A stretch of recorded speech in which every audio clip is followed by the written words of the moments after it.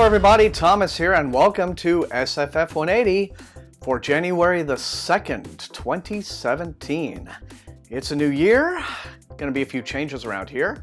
Starting the year with a fresh mic, that's awfully nice. I'm also going to be a little bit more diligent about trying to keep an upload schedule this year. Today is a bit of an exception because of New Year's and the weekend and a whole bunch of other stuff that took up my time. So this episode is going up a bit late in the day, but I'm going to make an effort to make every episode of Mailbag Monday be up and live on the channel by 8 a.m. my time, that's Central Time, every Monday. Good early morning upload so that you can watch it first thing or whenever, but at least it's a reliable same time every week. And the same thing goes for my reviews. On the days that I have reviews ready, I will be uploading those either on Wednesdays or Fridays. Those will be the definite days. And they will go up 8 a.m. again, same time. And if I have more than one, then the second one will probably be going up around 1 or 2 p.m. if I have two to upload in the same day, which could happen. Because I'm in an environment where reading and producing content and uploading is finally going to be a lot easier and a lot more fluid. So I'm looking forward to that for the new year. Otherwise, what about the mailbag? Well, we have one today, and we have a surprisingly chunky one for the first Monday of the new year. Usually this is a day. Like I said, in the past, I've been able to take the day off, but we're just going to get right into it, shall we? And this first one is a little package from the fine folks at Random Penguin.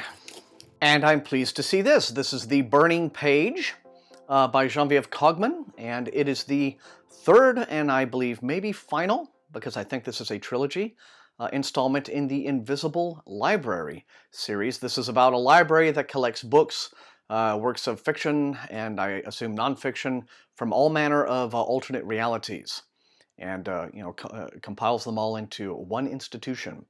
And The Burning Page is a January title from Rock here in the US. And it says, let's see, oh goodness, I don't think I can do, again, these later novels in series, I don't think I can do a synopsis because I don't want to spoil too much. But this is a very highly thought of series by folks who have gotten into it, and looks like one that I can probably finally get around to binging. But yes, The Burning Page, I guess, is available now in January from Rock. And here's some good news. This is the finished copy from Del Rey Books of The Bear and the Nightingale, debut novel by Catherine Arden. As you will know, this was the first title on my 2017 anticipated list, and it will be one of the very first titles that I review in the new year. But this is, let's see, it says, comes out January the 10th. Maybe that date has changed from what I said it was on the video, but anyway. It's described as a magical debut novel for readers of Brooded, or The Night Circus, and Neil Gaiman's myth-rich fantasies. At the edge of the Russian wilderness, winter lasts most of the year, and the snowdrifts grow taller than houses. But Vasilisa doesn't mind. She spends the winter nights huddled around the embers of a fire with her beloved siblings, listening to her nurse's fairy tales. Above all, she loves the chilling story of Frost, the blue-eyed winter demon who appears in the frigid night to claim unwary souls. Wise Russians fear him, her nurse says, and honor the spirits of the house and yard and forest that protect their homes from evil. After Vasilisa's mother dies, her father goes to Moscow and brings home a new wife. Fiercely devout, city-bred, Vasilisa's new stepmother forbids her family from honoring the household spirits. The family acquiesces, but Vasilisa is frightened, sensing that more hinges upon their rituals than anyone knows. And it goes on from there. So as you see, this is very much based on a quite famous Russian fairy tale.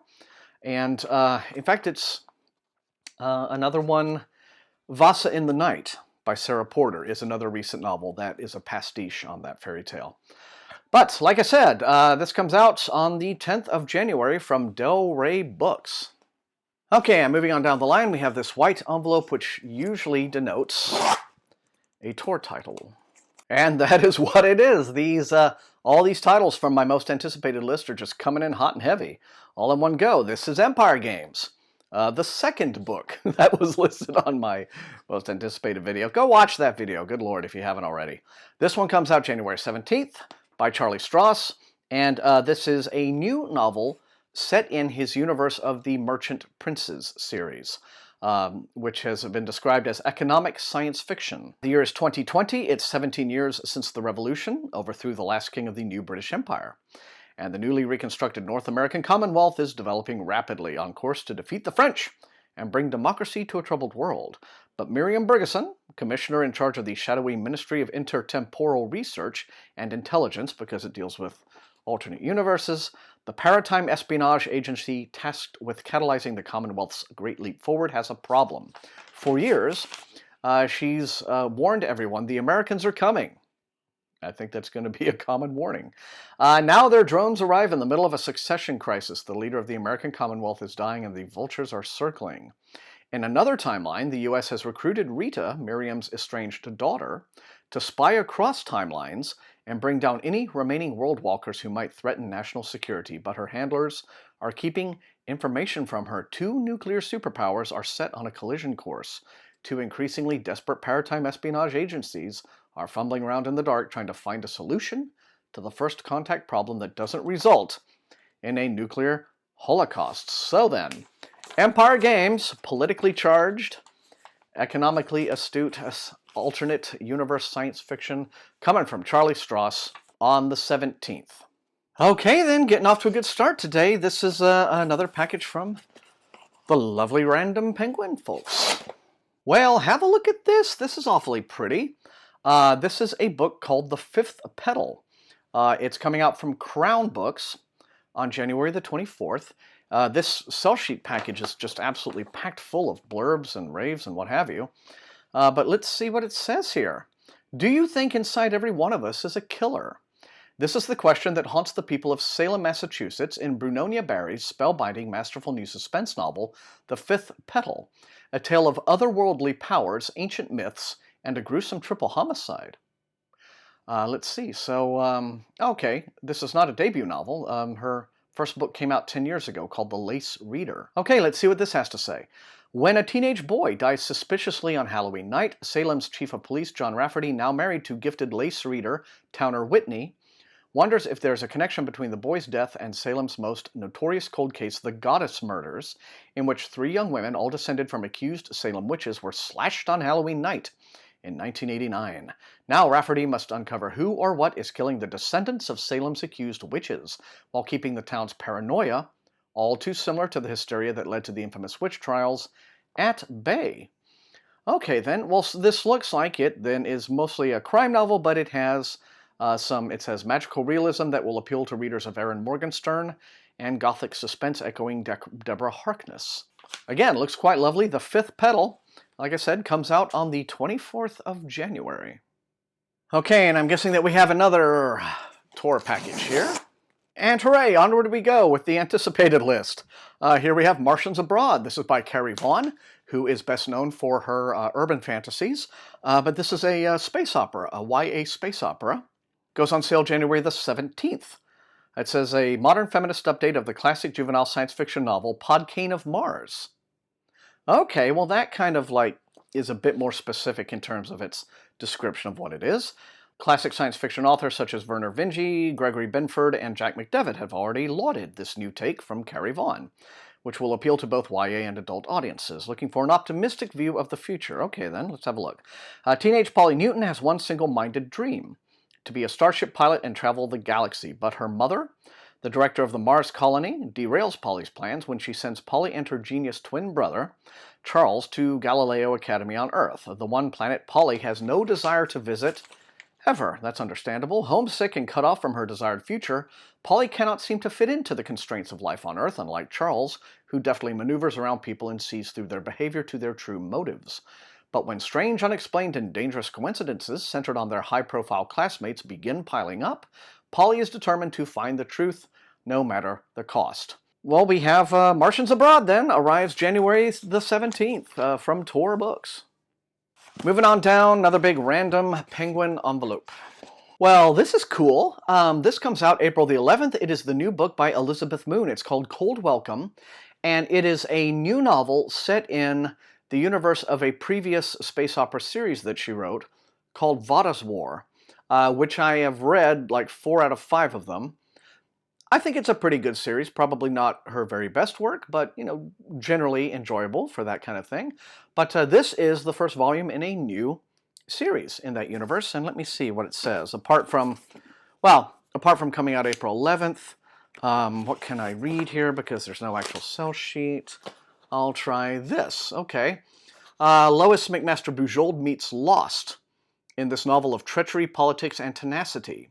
As a decorated military hero survives a disastrous shuttle crash, there we are, only to find herself stranded on an Arctic landmass that is even more mysterious than she ever suspected. Kailara Vata is summoned back to the world of Slaughter Key, the home planet of the Vata Empire.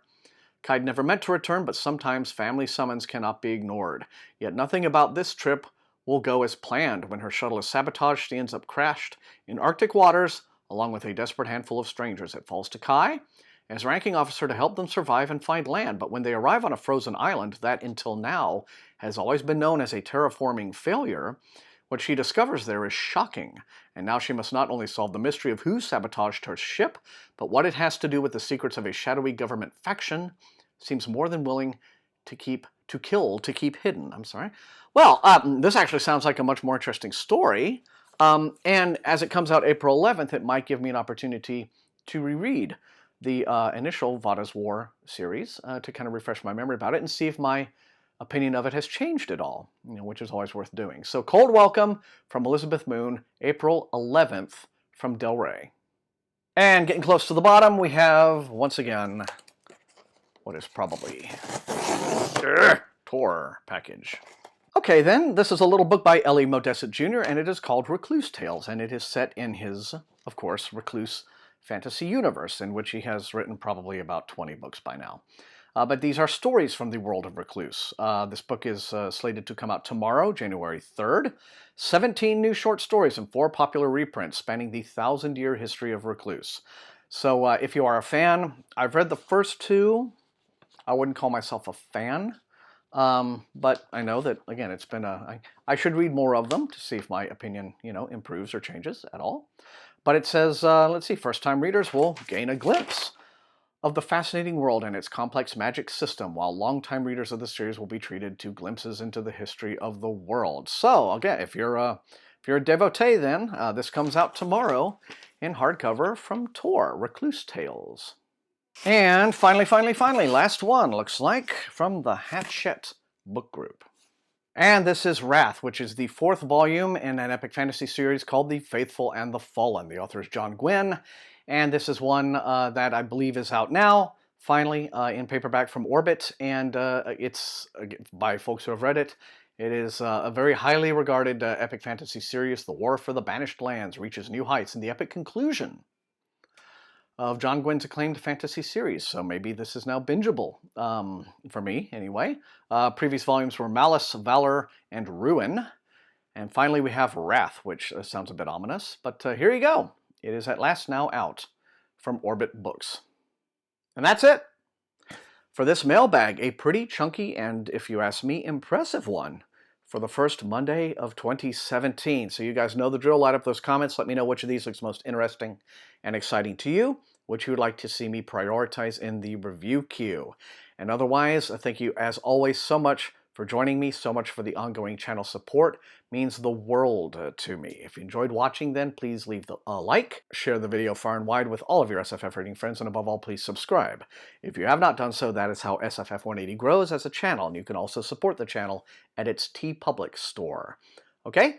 And so until I see all you awesome folks next time, happy reading.